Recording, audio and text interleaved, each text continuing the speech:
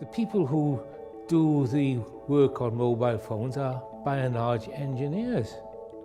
They have no idea what is going on inside a living cell, but they are pontificating on this. They make the assumption that the only thing that can affect the well-being of a living organism is if it is powerful enough to heat the tissue. But that's like saying, we know if we boil an egg, it goes hard. What they don't know is that if they don't boil the egg, it turns into a chicken. And they haven't the slightest idea how that happens, but yet they pontificate as if they do.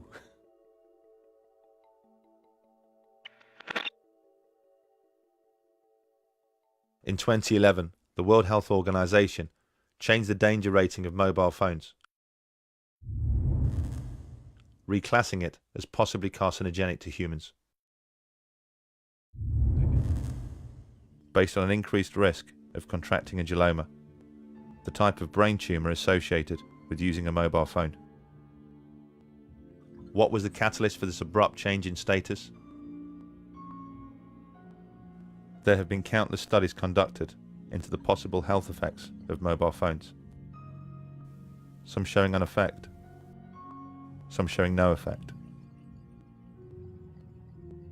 But the most conclusive came from Leonard Hardell. He has overseen the largest and most comprehensive piece of research ever conducted, combining his own work with that of others from around the world.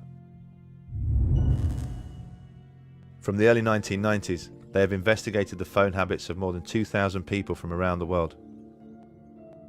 People with tumours such as astrocytoma and acoustic neuroma,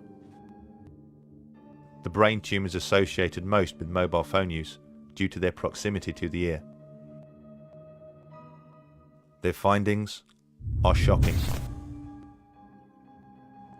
They concluded that mobile phone use does increase the risk of a brain tumour.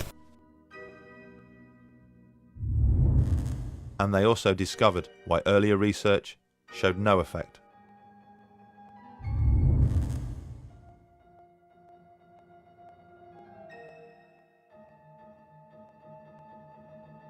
I think there's more evidence that it's carcinogenic than just possibly carcinogenic. But I can understand it in a way because most of the cancers which will arrive haven't arrived yet. I mean, people haven't been using cell phones for long enough for the true effect to become apparent. As is the case with other carcinogens, it takes at least 10 years before you start to see an effect from the exposure.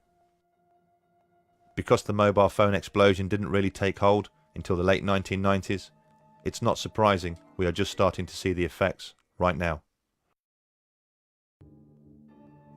So what are the telecoms industry doing to protect its users from contracting a brain tumour?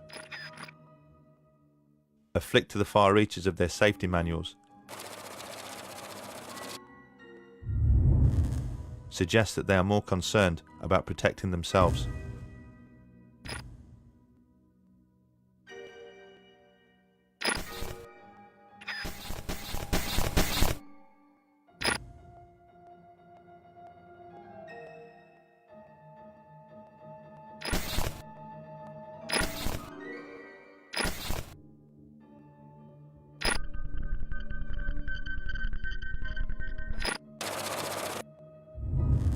At the back of almost every single phone's user guide are instructions on how far to keep your phone from your body.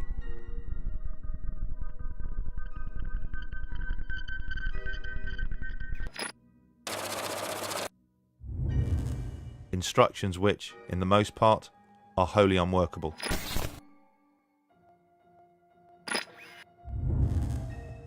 And what happens when the telecoms industry funds research into the harm that they are causing?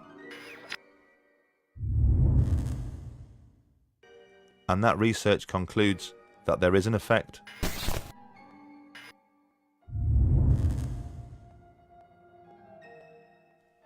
That the use of a mobile phone does play a role in the development of cancer,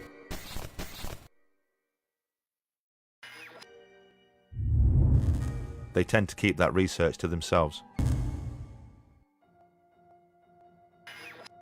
We just don't know what we're storing up with EMF because the effects are largely long-term, and we have, as you say, this ubiquitous exposure and ubiquitous reliance on these exposures. We just don't fully understand yet what we're doing.